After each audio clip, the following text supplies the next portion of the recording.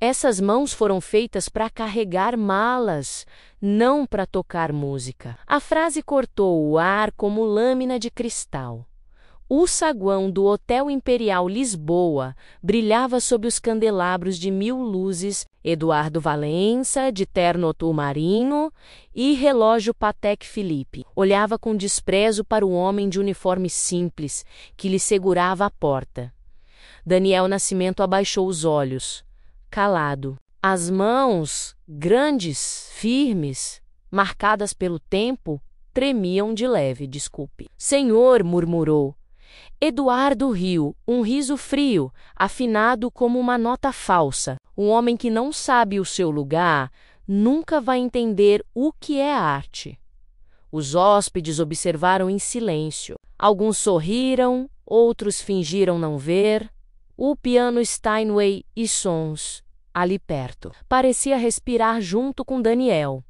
Naquela noite, ninguém percebeu menos, mas o som que Eduardo desprezava já morava dentro das mãos que ele humilhou. O Hotel Imperial Lisboa era mais do que um hotel, era uma catedral do luxo. Do teto pendiam candelabros de cristal bóquera, refletindo luz dourada sobre o mármore branco de Carrara. O perfume de jasmim e couro novo flutuava no ar, misturado ao som suave de um quarteto de cordas. E no centro do saguão, um piano de cauda Steinway e Sons, preto como um espelho profundo, aguardava mãos dignas para tocá-lo. Essas mãos, segundo a gerência, pertenciam apenas a artistas, hóspedes de renome ou milionários entediados. Nunca a um porteiro. Daniel Nascimento limpava o chão de mármore com o mesmo cuidado com que um luthier polia seu violino. Era um homem de 40 anos, pele escura, olhar calmo e atento. Os hóspedes o viam apenas como parte da mobília, menos o homem que abria portas, carregava malas e sorria com discrição. Mas à noite, quando o relógio Cartier marcava meia-noite e o hotel dormia, Daniel se tornava outro. O homem das teclas invisíveis, no depósito, escondido atrás de caixas de vinhos franceses e baldes de prata. Havia um piano antigo, sem tampa e com várias teclas quebradas. Ninguém o usava há anos. Era o refúgio de Daniel, ali sob a luz fraca de uma lâmpada pendurada. Ele tocava melodias que não ousava cantar em voz alta. Os dedos grossos, acostumados ao peso das malas e às chaves de metal, moviam-se com uma leveza improvável. Cada nota parecia pedir perdão pelo dia que passou. Tocava Chopin, Jobim e às vezes inventava suas próprias canções, menos músicas sem partitura, mas cheias de alma. A música era seu idioma secreto. Certa noite, enquanto tocava baixinho Luísa de Tom Jobim, uma voz feminina ecoou atrás dele. Isso é Jobim. Daniel virou-se assustado. Era Helena Duarte, gerente do hotel, vestia um blazer bege e segurava uma pasta cheia de papéis. O olhar dela, diferente dos outros, não trazia superioridade, trazia curiosidade. Ele gaguejou: desculpe, senhora, eu só estava testando as teclas, para ver se ainda funcionavam. Helena sorriu. Funciona. Muito bem, por sinal, ela se aproximou, observando as mãos dele no teclado. Os dedos tremiam, mas as notas fluíam com pureza. Você estudou música? Daniel abaixou os olhos. Por pouco tempo, no conservatório disseram que eu não combinava com o piano. Helena franziu o senho. Como assim? Disseram que as mãos de um homem negro são boas para percussão, não para Chopin. O silêncio se instalou. A frase ficou suspensa no ar, como uma nota sustenida que não encontra repouso. Helena olhou para o piano, depois para ele. Daniel, há coisas que o mundo insiste em não ouvir, mas a música, quando é verdadeira, encontra um jeito. No dia seguinte, Eduardo Valença chegou ao hotel. Ele vinha de Paris, onde havia feito uma turnê de sucesso. Cabelo penteado com perfeição, terno Armani e o mesmo ego que precedia sua fama. Foi recebido com aplausos discretos e champanhe Dom Pérignon. Mas ao ver Daniel abrindo a porta para ele, franziu o rosto, menos aquele olhar que pesa, mesmo sem palavras, um homem como você num lugar desses. Daniel respondeu com serenidade: sirvo onde sou chamado, senhor. Eduardo riu. Sirva bem. Mas lembre-se, música é coisa de sangue, e o seu não cantar. Helena, que estava próxima, congelou. Daniel permaneceu imóvel, apenas os olhos traíam algo entre dor e dignidade. Depois de um instante, respondeu calmamente: o som não escolhe cor, senhor. Só quem ouve. Eduardo o olhou, confuso entre raiva e desdém. Pegou sua mala Louis Vuitton, ajeitou a gravata e seguiu para o elevador. Mas quando as portas se fecharam, um pequeno reflexo de metal espelhado revelou algo estranho. Daniel ainda estava lá, olhando o piano ao longe, e sorria. Um sorriso discreto, quase imperceptível, como se guardasse um segredo que o mundo ainda não estava pronto para escutar.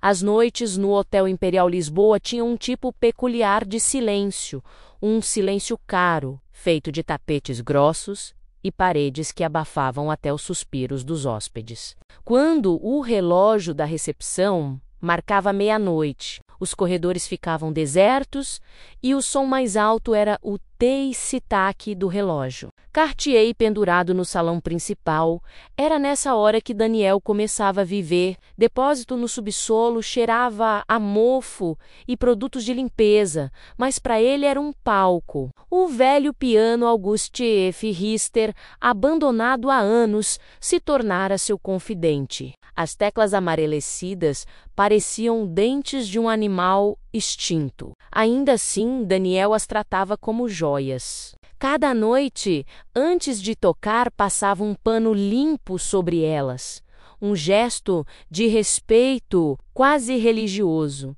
Ele sentava-se, fechava os olhos e deixava que os dedos falassem. As notas vinham lentas, como se subissem do chão de pedra. Primeiro tímidas, depois intensas, cheias de memória. Era como se o som atravessasse os andares, rompesse os tapetes de luxo e tentasse alcançar o céu de Lisboa.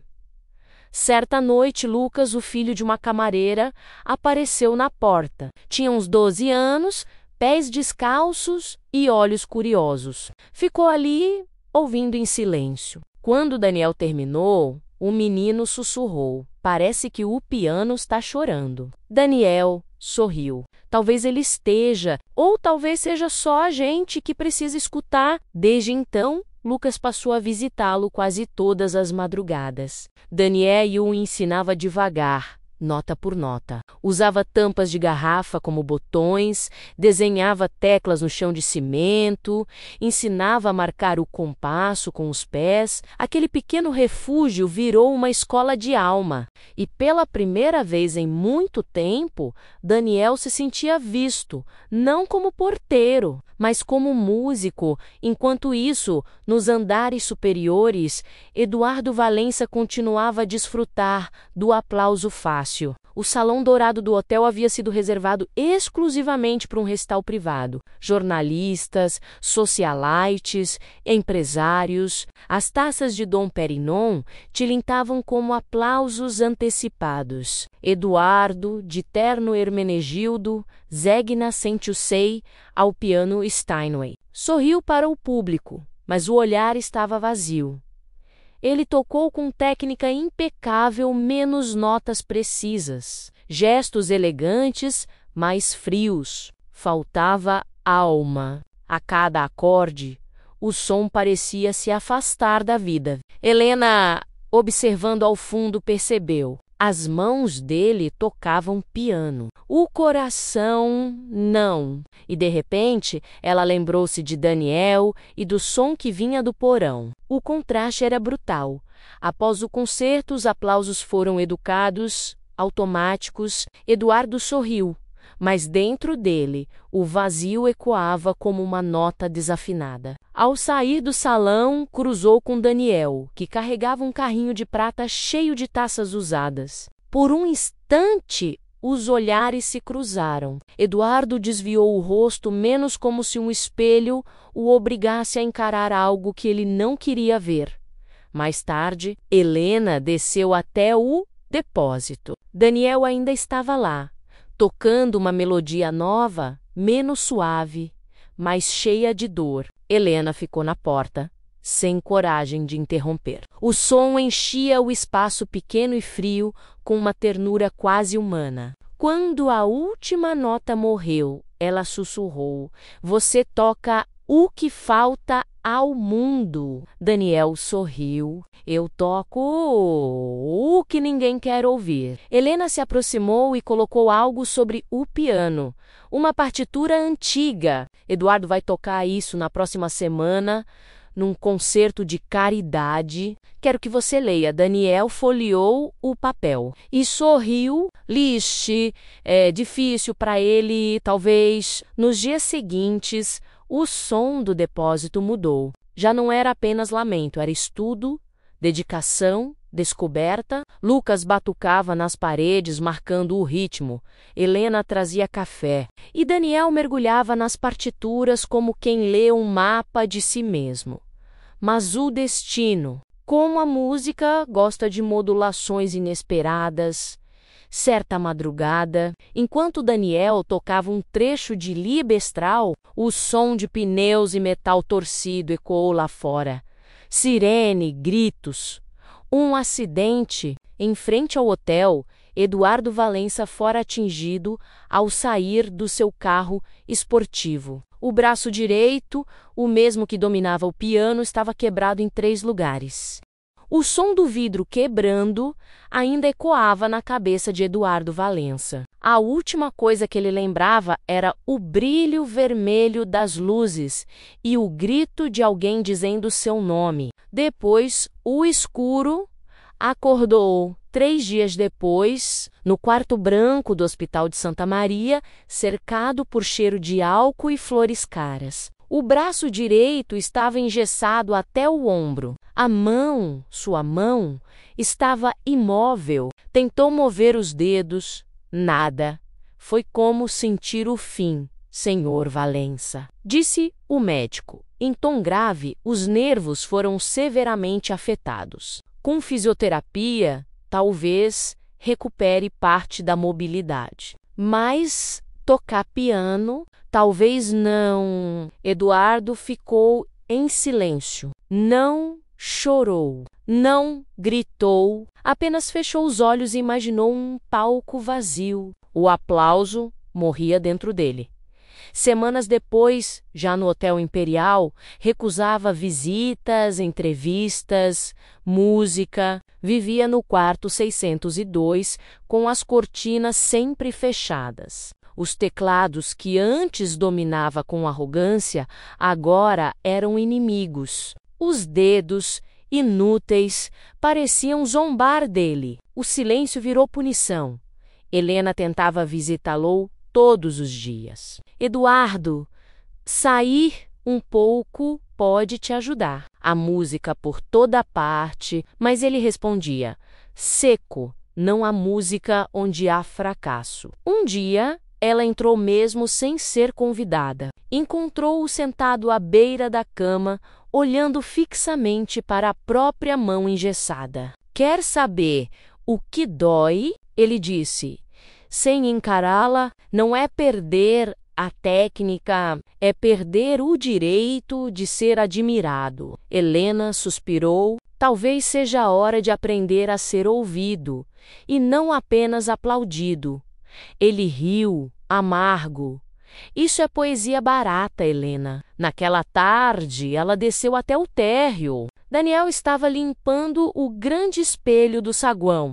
Quando ela contou sobre o estado de Eduardo, ele ficou quieto por alguns segundos. Depois disse: o silêncio também é um tipo de som, mas poucos sabem escutar. Dias se passaram. A mãe de Eduardo, Dona Isabel Valença, chegou de Coimbra, uma mulher elegante, de cabelos brancos e óculos escuros. Cega há anos, ela reconhecia o mundo pelos sons. Logo que entrou no quarto do filho, ouviu o silêncio, um silêncio doente. Eduardo, eu trouxe uma coisa. Ela pediu que Helena colocasse um pequeno rádio sobre a mesa e apertasse o play. Dele saiu um som de piano lento, profundo, imperfeito, mas vivo. Eduardo franziu o senho. Quem tá tocando isso? É horrível. A mãe sorriu. É alguém que toca o que sente. Ouve mais um pouco. Era Daniel. Helena havia gravado uma de suas noites no porão. Aquelas notas simples encheram o quarto como uma oração. Dona Isabel pousou a mão sobre o braço do filho. Esse homem toca como se tivesse perdido tudo, mas ainda acreditasse no amanhã. Você toca como se tivesse tudo, mas tem medo de perder. Eduardo não respondeu, mas quando a mãe se retirou, ele ficou ali, imóvel, ouvindo até o fim, e pela primeira vez em muito tempo chorou, não lágrimas de dor menos, mas de reconhecimento. No dia seguinte, Helena pediu que Daniel subisse até o quarto 602 para entregar flores. Ele hesitou, mas obedeceu. Quando entrou, Eduardo estava sentado junto à janela, observando o pôr do sol refletido nos prédios de Lisboa. Deixe aí! Daniel colocou o vaso sobre a mesa, mas seus olhos se voltaram para o piano encostado no canto. Posso afinar, senhor? Tá um pouco fora do tom. Eduardo o olhou com ironia. E desde quando um porteiro entende de afinação? Daniel sorriu de leve. Desde o dia em que o silêncio começou a doer, sem pedir permissão, ele sentou-se. Os dedos tocaram uma melodia simples, uma valsa lenta, quase infantil. Eduardo fechou os olhos. Por um instante esqueceu o engessamento, o orgulho, o medo. Ouviu, apenas ouviu. Quando Daniel terminou, o pianista sussurrou: como se chama essa música? Chama-se O Que Resta. O que resta, Daniel? O que a gente não conseguiu destruir. Os dias seguintes foram feitos de pausas. Eduardo, pela primeira vez, permitia que alguém permanecesse em seu quarto sem sentir-se invadido. Daniel vinha todas as tardes, deixava o carrinho de limpeza na porta e entrava com passos leves, como quem pisa num templo. Não falavam muito. Um ajustava as flores, o outro observava o piano. Até que, num desses silêncios, Eduardo perguntou: como você aprendeu a tocar assim? Daniel sorriu, sem tirar os olhos das teclas. Ouvindo o que os outros não querem ouvir. E o que é que os outros não querem ouvir? A própria dor. Naquela tarde, Daniel tirou o pano que cobria o piano e começou a tocar novamente. A luz do pôr do sol atravessava as cortinas, colorindo o quarto de dourado e vermelho. Eduardo observava cada movimento. As mãos firmes, o corpo relaxado, o olhar sereno. Nada lembrava a rigidez de um músico de conservatório. Ali havia verdade. De repente, Daniel parou e disse: Senhor Valença, posso te mostrar uma coisa? Eduardo assentiu. Daniel aproximou-se, segurou a mão esquerda do pianista e a colocou sobre as teclas. Toque comigo. Não importa o som.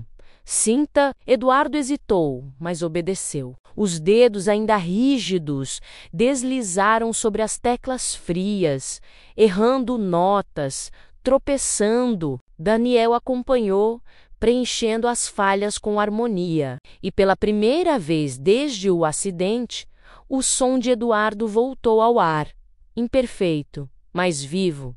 Aquela sessão tornou-se ritual. Todos os dias, às 6 da tarde, eles se reuniam. Helena observava de longe, sorrindo. Dona Isabel, com seus ouvidos atentos, dizia: "Agora sim, ouço meu filho." Certo dia, Helena entrou apressada no quarto com uma notícia: "Eduardo, o concerto de caridade ainda vai acontecer. O teatro quer manter seu nome no programa. Você vai se apresentar com um pianista acompanhante?" Eduardo olhou para Daniel. "E se fosse você?" Daniel arregalou os olhos.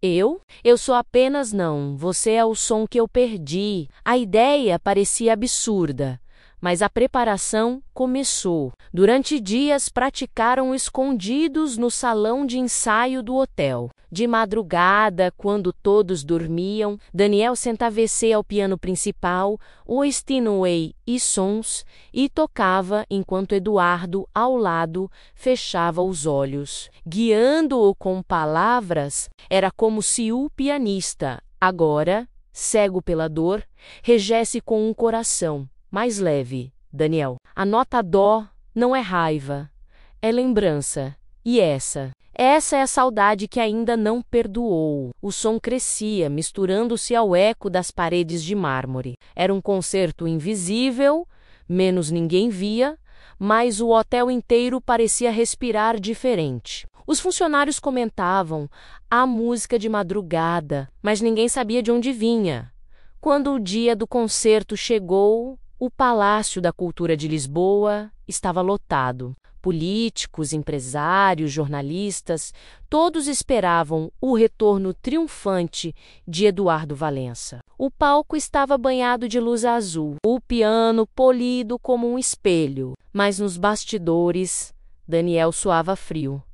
Eduardo se aproximou, vestindo um terno cinza escuro. O braço direito ainda tremia, mas o olhar era outro, sereno, quase humilde. "Você toca, eu escuto." Daniel tentou protestar, mas Eduardo colocou a mão boa sobre seu ombro. "Hoje, não importa quem aparece, importa quem sente." As luzes se apagaram. Silêncio. Um feixe de luz caiu sobre o piano. Eduardo entrou no palco e sentou-se. O público aplaudiu, sem saber que atrás das cortinas, no escuro, Daniel posicionava as mãos sobre outro teclado, idêntico, ligado secretamente ao principal.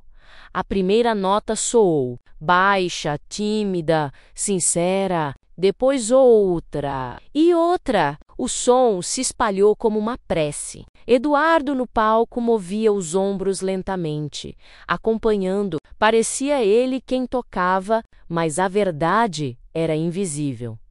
Lágrimas começaram a surgir entre os espectadores. Havia algo naquele som que nenhum virtuosismo técnico podia reproduzir.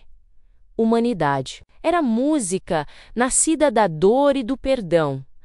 No camarote, Dona Isabel chorava. É ele, mas também é outro. São dois homens tocando o mesmo coração. Quando a última nota morreu, o público explodiu em aplausos. Eduardo ficou de pé e fez uma reverência, mas em vez de agradecer, apontou para a lateral do palco. A verdadeira música está ali. As cortinas se abriram. Daniel apareceu, tímido, o uniforme de porteiro ainda por baixo do colete escuro. O teatro inteiro ficou em silêncio, um silêncio pesado, cheio de surpresa. Depois o impossível aconteceu.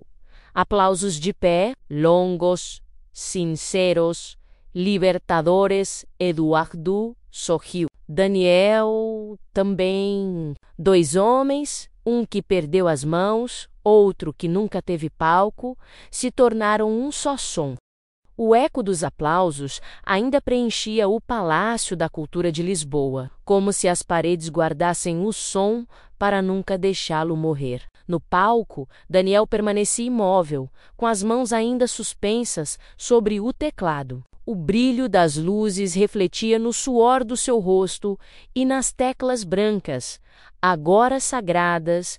Eduardo aproximou-se lentamente, com o braço enfaixado junto ao corpo. Os dois se encararam por um instante. O silêncio entre eles dizia o que as palavras nunca diriam. Então, o pianista estendeu a mão boa e, diante de todos, apertou a mão do porteiro.